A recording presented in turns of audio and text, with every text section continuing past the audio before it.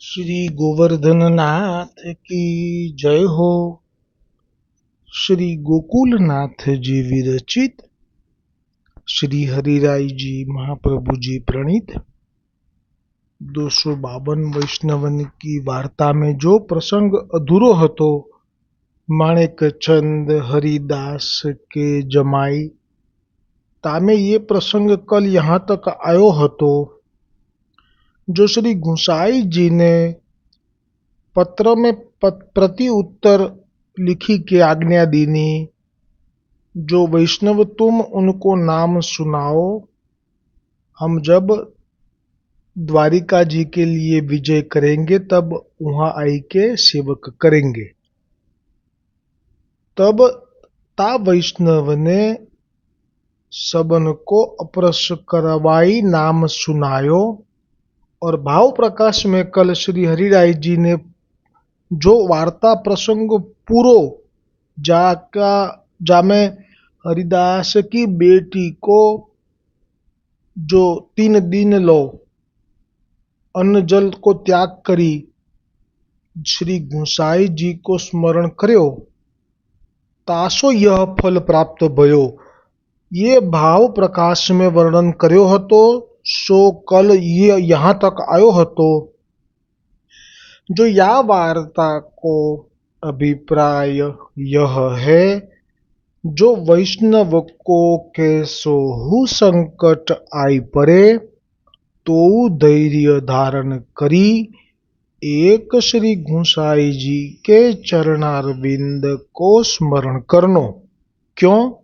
जो श्री गुसाई जी को आश्रय किए ते सर्व कार्य की सिद्धि तत्काल होत है। श्री गुसाई जी परम दयाल भक्त वत्सल है, ताते अपने भक्त पर तत्काल दया करत है। और दूसरो अभिप्राय यह है, जो भगवदीय वैष्णव के रंच संग ते जीवन को उद्धार सहज में होत है, ताते भगवदीय वैष्णव पर निष्कपट भाव सो स्नेह राखनो, वाके कहे को विश्वास करनो, यह पुष्टि मार्ग वैष्णव द्वारा ही फलित होत है। ताते वैष्णव को अपनो सर्वस्व जानी ताको संग करनो यह जतायो। એટલે આ જે ભાવ પ્રકાશ છે એમાં પણ જે શ્રી મહાપ્રભુજી વલ્લભાચાર્ય જે કહ્યું છે કે એ માર્ગ દમલા તેરે લીએ પ્રગટ કિયો હે, એટલે કે વૈષ્ણવ માટે છે। એટલે ભાવ એ જ છે કે વૈષ્ણવો એ લીલામાંથી છૂટા પડી અનેક જન્મોથી ગ્રસિત હતા અને પ્રવાહી અને મર્યાદા સૃષ્ટિથી સંગે થઈ ગયેલા હતા, અને એ ગોવર્ધનનાથજીથી જોવાયું નહીં, કેમ કે આપના લીલા વિહારમાં સાથે હતા પણ અત્યારે બધું ભૂલ્યા હતા, એટલે આ માર્ગ પ્રગટ થયો છે। એટલે વારંવાર આજે ફરી પણ આવ્યું। હવે હરિરાયજી મહાપ્રભુજીએ પણ કહ્યું, જે શ્રી મહાપ્રભુજી વલ્લભાચાર્યજીએ કહ્યું તે શ્રી ગોકુલનાથજીએ કહ્યું, જે હમણે પ્રસંગ ગયો સુબોધિનીજીથી બી ઉત્તમ વૈષ્ણવનું ચરિત્ર ગણ્યું। આજે હરિરાયજી પણ આપ કહી રહ્યા છે શ્રી ગોકુલનાથજીની કૃપા આજ્ઞાથી कि यह पुष्टि मार्ग वैष्णव द्वारा ही फलित होत है। आ जे संकेत है वो बहु मोटो है, एने वैष्णव न मळे तो श्री हरिरायजीए पण 41 पत्रों में वारंवार कह્યું છે कि भगवदीय वैष्णव तादशीय वैष्णव मळवा ए सहेलुं नथी। એટલે તમે 84 वैष्णव जे भगवदीय थई चूक्या छे અને 252 वैष्णव श्री गुसाईजीना, 84 निर्गुण है અને 252 मांथी 84 तामस, 84 राजस અને 84 सात्विक, ए रीते 252 है। तो एमांथी तमे सत्संग करो, एमनो श्रवण करो अथवा तो वाँचो तो एटले ए पण एमनो संग कर्यो कहेवाय। आवुं सुंदर समाधान वैष्णवो माटे आजे फरी कर्युं। એટલે આમાં વલ્લભ કુલથી ફલિત થશે એવું નથી લખ્યું, એની પાછળનું કંઈ બીજું કારણ નથી, પણ કારણ છે આ જ કે જે કંઈ સામર્થ્ય છે એ શા માટે શ્રી મહાપ્રભુજી વલ્લભાચાર્યજીએ સીધે સીધું શ્રી ગુસાઈજીમાં આરોપિત ન કરતા, દામોદરદાસ હરસાણીજીમાં આરોપિત કર્યું. અને જ્યારે શ્રી ગુસાઈજી આ માર્ગ વિશે કંઈ ઈચ્છા કરે જાણવાની તો અક્કાજીને એવી આજ્ઞા કરી અને પછી આપે લીલા કરી હતી આસુર વ્યામોહ, કે જ્યારે શ્રી ગુસાઈજી આવે અને જ્યારે શ્રી ગુસાઈજીને આપણા માર્ગ વિશે પૂછવાની ઈચ્છા જાણવાની ઈચ્છા થાય તો દામોદરદાસ હરસાણીજી પાસે મોકલવા. આ એટલા માટે કે શ્રી ગુસાઈજી તો આપ સ્વયં પૂર્ણ પુરુષોત્તમ છે, તો પણ શા માટે આ મહાપ્રભુજીની આવી આજ્ઞા થઈ અને એ આજ્ઞાનું આપે પાલન પણ કર્યું? તો આ જ બતાવે છે કે વૈષ્ણવો માટે જ માર્ગ છે, વૈષ્ણવોનો જ માર્ગ છે, અને વૈષ્ણવો જે તાપ બેઠેલો છે આ જન્મોનો. આ જે સૃષ્ટિ છે વલ્લભકુલ સૃષ્ટિ, એમાં કોઈએ આવો તાપ નથી વેઠ્યો કે એમના ઉપર કરુણા કરવા માટે મહાપ્રભુજી વલ્ભાચાર્યજી નીચે પ્રગટ નથી થયા. હા, એમનામાં મહાપ્રભુજી વલ્ભાચાર્યજીએ આપનો અંશ સ્થાપિત કરી દીધો છે, એટલે એમને પણ વલ્લભ કુલ એમ કહેવાય છે. પણ વલ્લભ તો મહાપ્રભુજી વલ્ભાચાર્યજી એક જ છે. અને એટલા માટે તો જ્યારે જ્યારે પણ અહીંયા ગુરુ પૂર્ણિમા આવે અથવા તો જ્યારે આપણી જે પવિત્ર એકાદશી આવે તે વખતે તરત જ શ્રી વલ્લભકુલ આપ સ્પષ્ટતા કરી દે છે કે અમે ગુરુ નથી, અમે તો ગુરુદ્વાર છીએ. ગુરુ તો શ્રી મહાપ્રભુજી વલ્ભાચાર્યજી છે. આ સ્પષ્ટતા એ વખતે જરૂર થાય છે. અને એ જ વાત હવે જો અહીંયા શ્રી હરિરાયજીએ પણ કરી દીધી કે જે પુષ્ટિ માર્ગ છે એ વૈષ્ણવ દ્વારા ફલિત થાય છે.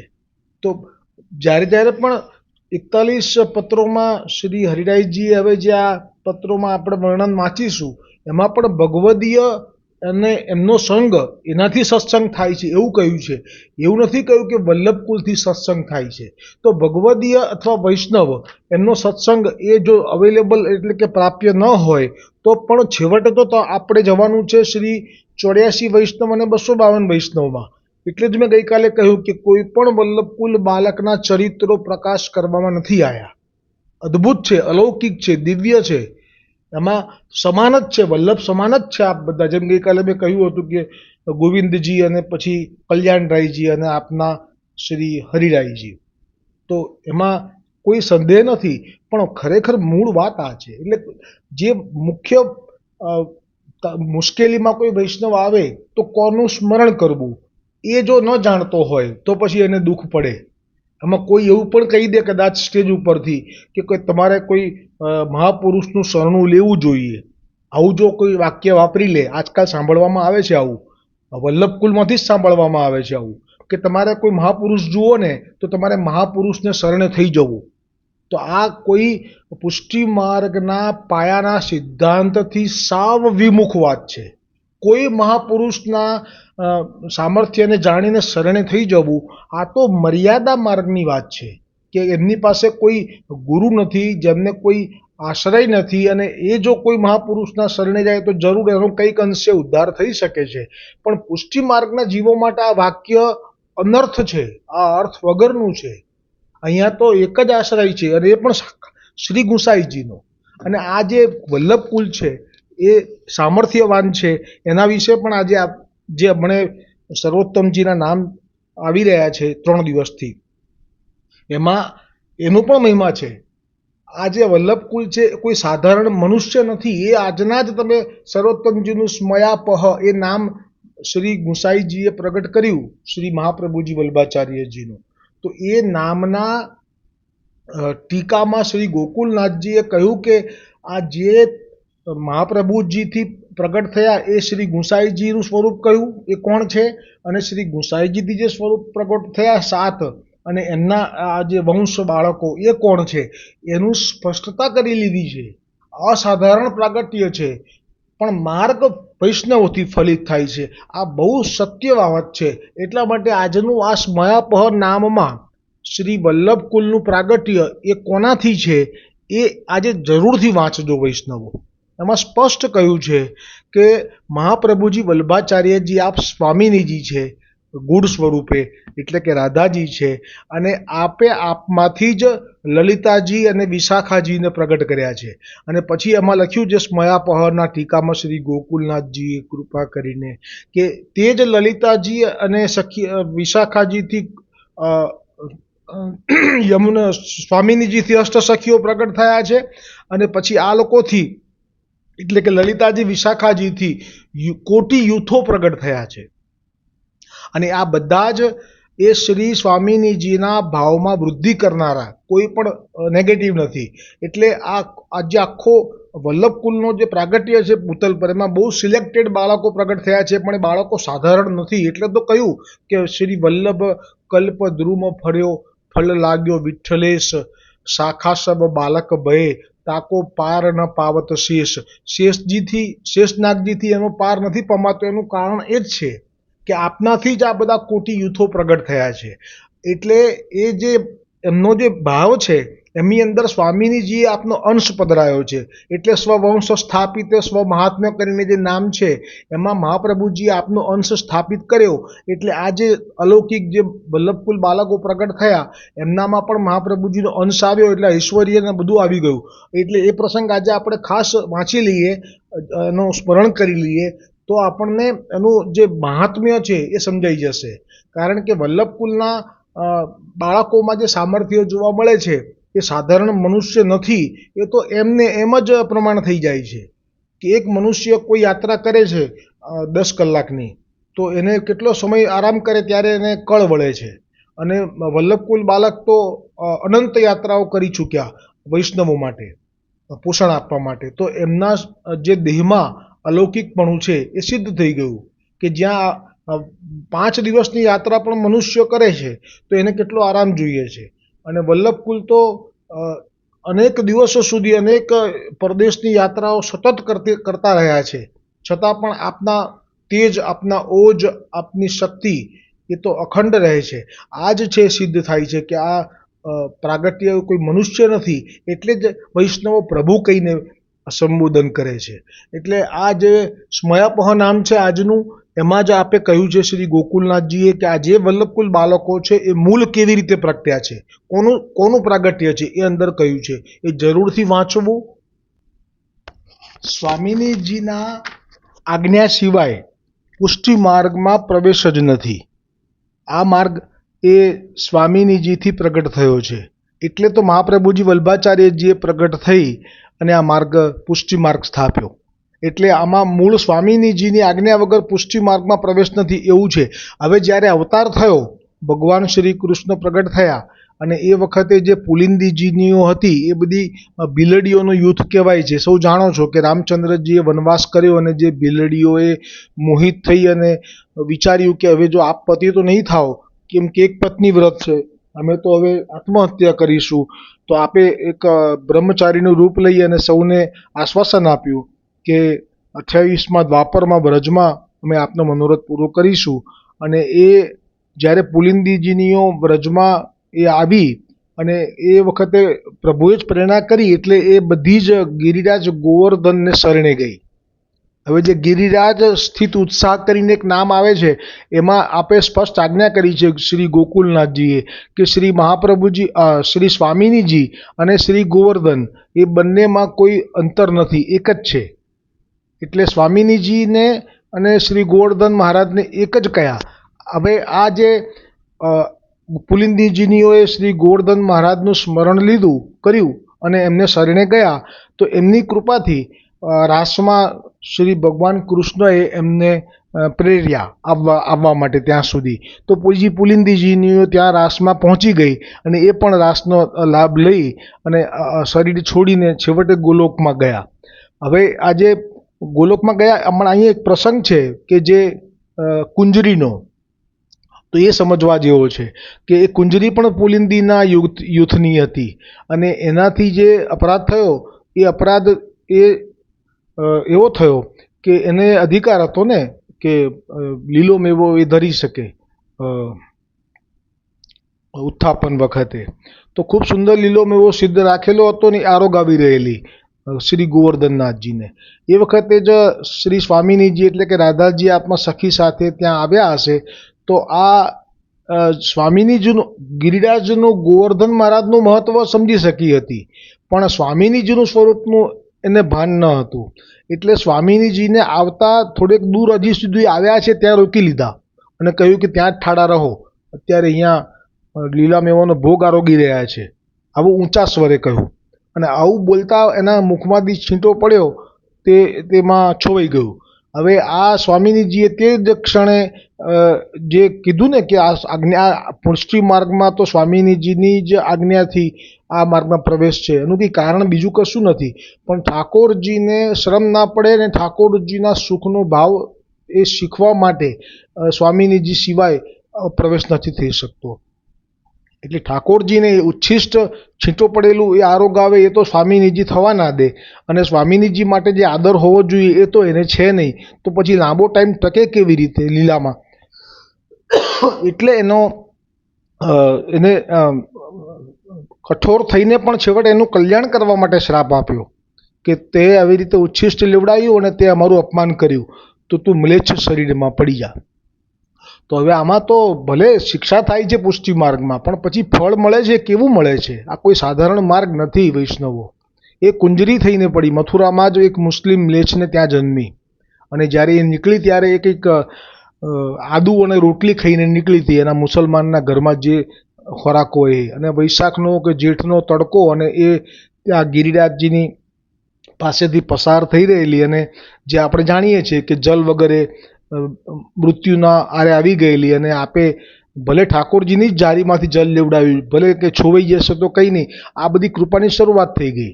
અને છેવટે આપણે જાણીએ છીએ કે કુંજરીએ પોતાનો લીલો મેવો ને બધું ત્યાં વેચવાનું શરૂ કર્યું, અને છેવટે અંત સમય આવ્યો, અને જે શ્રી ગુસાઈજીએ કૃપા વિચારી એ કેવી હતી કે એને અષ્ટાક્ષર પણ સંભળાવ્યું, એને શ્રી ગોવર્ધનનાથજીનું ચરણામૃત અને મહાપ્રસાદ પણ લેવડાવ્યો, એને આપનું ચરણામૃત અને માળા વૈષ્ણવ પાસેથી મંગાવડાવી અને ધરાવડાવી, અને આવી રીતે એની પર કૃપા વિચારી. એટલે આ કેવી કૃપા? આ કોણ કરે આવી કૃપા? એક મ્લેચ્છ સ્ત્રી શરીરમાં જે સ્ત્રી છે એની પર. અને બીજું, એને જ્યારે એ અંત સમય આવ્યો જાણી લીધું ને આવું બધી કૃપા થઈ ગઈ, પછી શ્રી ગુસાઈજી થાળા થયા અને સહેજ ચાલ્યા, તો આ કુંજરીને સાક્ષાત વિઠ્ઠલનાથજી એટલે કે શ્રી ગુસાઈજીમાં જ સ્વામિનીજી અને ગોવર્ધનનાથજીના દર્શન થયા. અને આનું અંતિમ સંસ્કાર તમે વિચારો કે કોઈ મ્લેચ્છ સ્ત્રીના શરીરનો અંતિમ સંસ્કાર સાંભળ્યો છે ક્યારેય? એ પણ વૈષ્ણવથી કરાવડાયો કે જાઓ બાધક નહીં થાય. અને એ પછી વૈષ્ણવોએ પૂછ્યું કે આ કોણ હતું, તો કહ્યું કે આવી રીતે આવું હતું, અને હવે એ બ્રાહ્મણ શરીરમાં મહાવનમાં પ્રગટ થશે, અને પછી એને લીલાની પ્રાપ્તિ થશે. અસાધારણ માર્ગ છે, આને સમજવા માટે બુદ્ધિની જરૂર જ નથી. આ તો ફક્ત કૃપા તરફ દ્રષ્ટિ જાય એટલે પૂરું થઈ ગયું. કોણ આટલી કૃપા વિચારે છે? આજે હમણાં પ્રસંગ ગયો 3-4 દિવસ પહેલા, એ વિશાખાજીની સખી હતી જેનું નામ હતું રંગા અને હંસા. હવે આ જ્યારે શ્રી યમુનાજીમાં સ્નાન કરવા આવી અને જોયું કે ઠાકોરજી જળ વિહાર કરી રહ્યા છે, તે વખતે તે એટલી મગ્ન થઈ ગઈ, અને પછી તો પોતે પણ પ્રભુ સાથે જળ વિહાર કરવા લાગી, સ્નાન કરવા લાગી. હવે એ જ વખતે શ્રી સ્વામિનીજી અને શ્રી વિશાખાજી આપ શ્રી યમુનાજી નાહવા માટે પધાર્યા. ત્યારે શ્રી ઠાકોરજી શ્રી યમુનાજીથી નીકળી વૃક્ષોની આડમાં જઈને ઊભા રહ્યા. આ કેટલી મોટી વાત છે કે ગોવર્ધનનાથજી પણ આપ સ્વામિનીજીને જોઈને એ લોકોની સાથે જળ વિહાર કરી રહ્યા હતા, એ ઉચિત ન લાગ્યું, એટલે આપ ઠાડા થઈ અને એક વૃક્ષના થડની ઓથ લઈ લીધી. હવે જો ઠાકોરજી આટલી કાણી રાખે છે શ્રી સ્વામિનીજીની, પણ આ બે તો એવા ભાન ભૂલ્યા. એટલે આપણા માર્ગમાં આજ્ઞા એ શ્રી સ્વામિનીજીની છે, એટલે તો અહીંયા વલ્લભથી જ માર્ગ પ્રગટ થયો, અને વલ્લભનો શ્રી મહાપ્રભુજીનો અંશ જ આપના વંશમાં છે, એટલે એ સ્વામિનીજી રૂપ ગણાય. એટલે એમની કાણીથી જ પુષ્ટિ માર્ગમાં પ્રવેશ થાય, અન્યથા નહીં. અને એટલા માટે તે વખતે બૂમ પાડવી પડી, વિશાખાજીને કહેવું પડ્યું. સ્વામિનીજી ના પહેલાં તો સાક્ષાત શ્રી સ્વામિનીજીએ બૂમ પાડીને કહ્યું કે રંગા, હંસા, અમારી પાસે આવો. ત્યારે આ બંનેનું મન તો શ્રી ગોવર્ધનનાથજી શ્રી ઠાકોરજીમાં લાગેલું હતું, અને એ પાછું એમ વિચારી રહ્યા હતા કે હમણાં પાછા જળ વિહાર માટે આવશે, હમણાં જ ગયા છે ને, તો ચિત્ત પ્રભુમાં જ હતું, તો પછી આવી ગતિ કેમ થાય એવો પ્રશ્ન થાય ને. પણ અહીંયા પુષ્ટિ માર્ગમાં તો સ્વામિનીજી એ જ સર્વે સર્વા છે, નહીં કે ઠાકોરજી. બોલો શ્રી વલ્લભાધીશ કી જય હો. અને એટલા માટે જ કહ્યું કે અમારી પાસે આવો, ત્યારે આ બંને તો આવું મન હોવાથી કે હમણાં ઠાકોરજી પાછા આવશે એટલે સાંભળ્યું જ નહીં, સ્વામિનીજીની બૂમ ના સાંભળી. ત્યારે સ્વામિનીજીએ વિશાખાજીને કહ્યું કે તારી આ બંને સખી તો બહુ ઢીઠ છે. ઢીઠ એટલે સ્વચ્છંદી.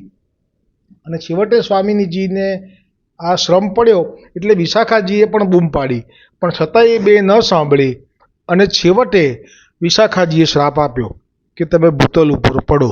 એટલે અનેક જન્મો થયા અને પછી જે એમનો જન્મ થયો છે એ તો જાણીએ છીએ આપણે કે સિનનના ગામમાં એ જન્મ્યા છે અને બંને પતિ પત્ની થયા છે.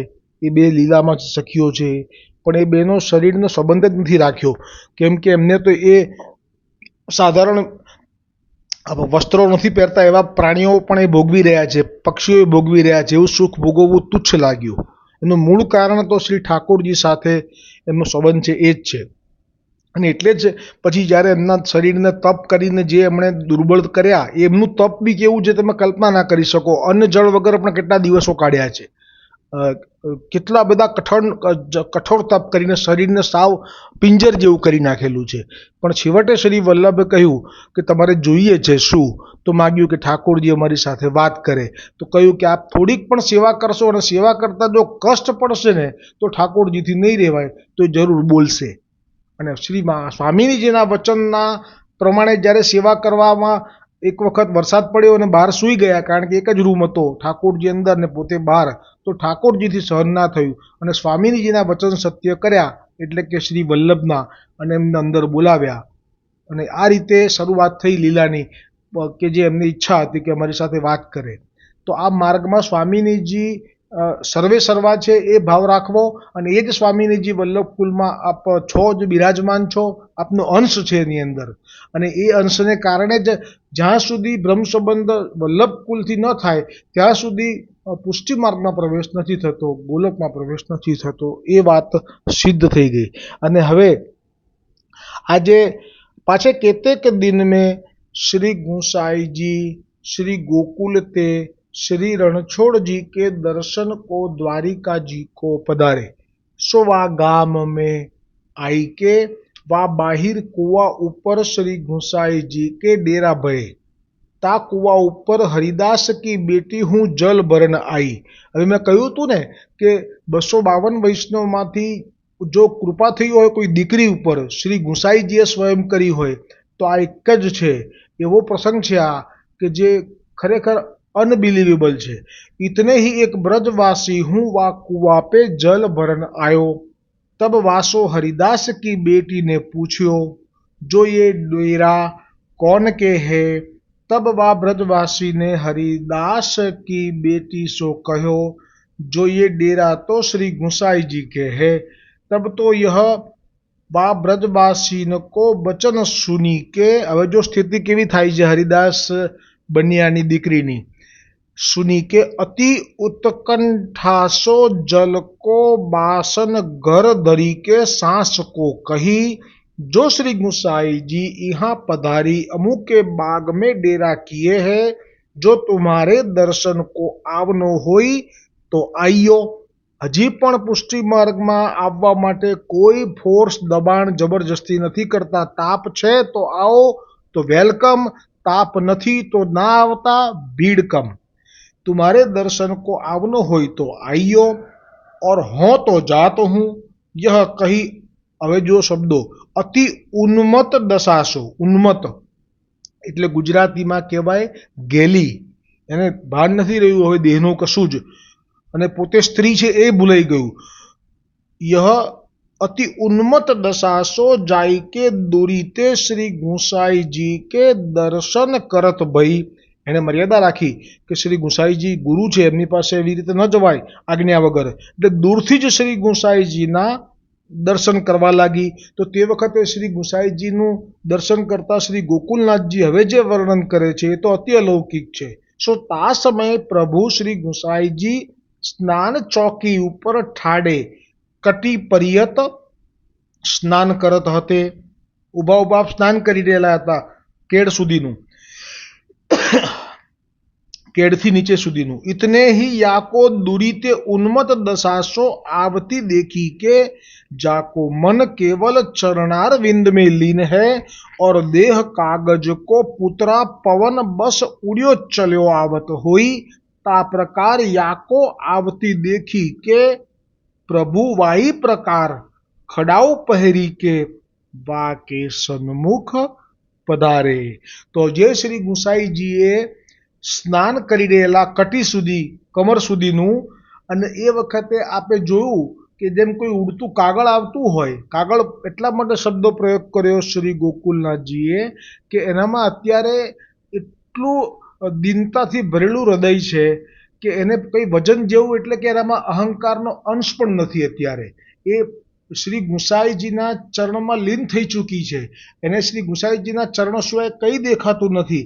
એટલે જેવો ભાવ આમાં વૈષ્ણવનો હોય તો સામે એવો જ ભાવ અમારા શ્રી ગુસાઈજીનો થઈ જાય. જે પ્રસંગ આવી ગયો ને કે આ જે જુઈની માળા છે એ જો રસ્તામાં કરમાઈ જશે તો ત્યાં ઘોડાની ઝડપ વધારી દીધી હતી શ્રી ગુસાઈજીએ.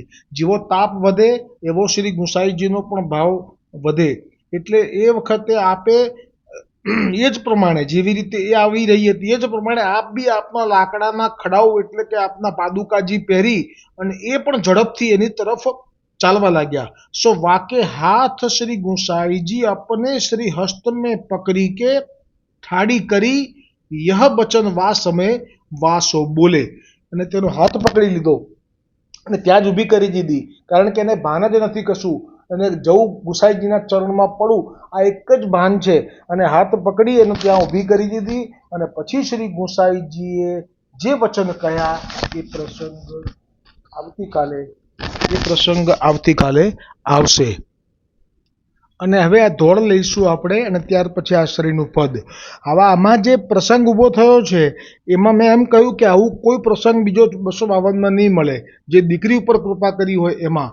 એનું બીજું એક કારણ પણ એ કાલે આવશે કે હવે આપ શ્રી ગુસાઈજી આમની આવી પર્વ સ્થિતિ જોઈ, આવો એનો ભાવ જોઈ અને આપ એવી કૃપા વિચારશે અને કહેશે કે જ્યાં સુધી તું મને એમ નહીં કહે, તું મને રાજી ખુશીથી હરખથી વિદાય નહીં આપે ત્યાં સુધી હું અહીંયાથી જઈશ નહીં. અને ખરેખર કેટલા મહિના સુધી રાખશે આ પ્રસંગ આવશે આવતીકાલે કે શ્રી વિઠ્ઠલ મુખથી ન માગે નો તરું રે. વિઠ્ઠલ દોડી રહ્યા છે ને સામે એ દીકરી છે અને હવે વિઠ્ઠલ સ્નાન કરતા કરતા જાય એ કેટલું અજુગતું લાગે જે સેવક હોય વૈષ્ણવ હોય એમને કે અરે રે પ્રભુ આપ તો સ્નાન તો કરી લો, એ જીવ ક્યાં જવાનો છે, એ તો આપે બ્રહ્મસંબંધ કરીને સેવક તો કરી દીધો છે, આપે આટલી તો કૃપા ત્યાં બેઠા બેઠા કરી ગોકુલમાં કે એમના બધા જ ઘરના લોકો સાનુકૂળ થઈ ગયા. હવે આપ નિરાતે સ્નાન તો કરી લો. પણ ના, અહીંયા સ્થિતિ જુદી છે કે શ્રી વિઠ્ઠલ મુખથી ન અને ક્યાંક ન બોલાવવા આવ્યા છે, ક્યાં પધરામણી કરવાનું કહેવાય આવ્યા છે. હજી કોઈ તમારા સન્મુખ થાય, આપને ચરણે વિનંતી કરે કે જે અમારા ત્યાં પધારશો પછી આપ પધરામણી કરો છો. આપનો તો આવો ક્રમ છે, તો આજે કેમ આવું કરો છો આપ કે હજી તો કોઈએ આપને કંઈ કહ્યું પણ નથી અને નોતરું પણ નથી આપ્યું અને આપ તો આમ ક્યાં ચાલ્યા, કોની પાસે ચાલ્યા? ત્યારે આ ધોળ સુંદર સઠીક બેસે છે કે શ્રી વિઠ્ઠલ મુખથી ન માગે નો તરું રે. શ્રી વિઠ્ઠલ મુખથી ન માગે નો તરું રે. એમાં અંતર નાખે ચાણ, એમાં અંતર નાખે ચાણ, અંતર બોલે ને અંતર સાંભળે રે. અંતર બોલે ને અંતર સાંભળે રે. અટકે વાણી તણા એ ધાણ, અટકે શબ્દ તો પ્રેમનું પ્રમાણ, અટકે વાણી તો પ્રેમનું પ્રમાણ. શ્રી વિઠ્ઠલ મુખથી ન માગે નો તરું રે. હવે સરસ ટૂંક છે કે વગર બોલે આપ જાય છે અહીંયા વાણીની જરૂર નથી, કેમ કે પ્રેમ માટે કોઈ શબ્દોની જ આવશ્યકતા નથી હોતી. હવે તો ત્યાં સુધી કહી દીધું, કોઈ બહુ બોલે ને કે મને પ્રેમ છે આપના માટે, મને આપના ચરણોમાં પ્રીતિ છે, તો એના માટે તો કટાક્ષ કર્યો છે આ ટૂંકમાં કે જ્યાં લગી જીભડી ડબ ડબ બોલતી રે, મને આટલો પ્રેમ છે, મને આપના માટે આમ છે, મને આપના માટે સમર્પિત છું, આ છે તે છે તે, જ્યાં લગી જીભડી ડબ ડબ બોલતી રે, પ્રેમની ઉણપના એ ધાણ. એ સમજી લેવાનું કે આ તો ખાલી બોલે છે એટલું જ, શબ્દો કેરી ચતુરતામાં કરતો લાંબી વાતો, પણ પ્રેમ તણો નહીં છાંટો, એ તો અંધાપાનો પાટો. કે જ્યાં લગી જીભડી ડબ ડબ બોલતી રે, પ્રેમની ઉણપના એ ધાણ, શ્રી વિઠ્ઠલ મુખથી ન માગે નોતરું રે. અધૂરો રહેલો પ્રસંગ આવતીકાલે. દ્રઢ ઈન ચરનન કેરો ભરોસો, દ્રઢ ઈન ચરનન કેરો. શ્રી વલ્લભ નખા ચંદ્ર છટા બીન, સબ જગ માજુ અંધેરો ભરોસો, દ્રઢ ઈન ચરનન કેરો. साधन और नहीं आकली में, जासो होय निवेरो, सूर कहाँ कहे द्विविदयाधरो, बिना मूल को चेरो भरोसो, દ્રઢ ઈન ચરણ કેરો, દ્રઢ ઈન ચરણ કેરો ભરોસો, દ્રઢ ઈન ચરણ, દ્રઢ ઈન ચરણ, દ્રઢ ઈન ચરણ કેરો. શ્રી ગોવર્ધનનાથ કી જય, શ્રી ગુસાઈજી परम दयाल की जय, श्री वल्लभ कुल परिवार की जय, अपने अपने गुरुदेव की जय.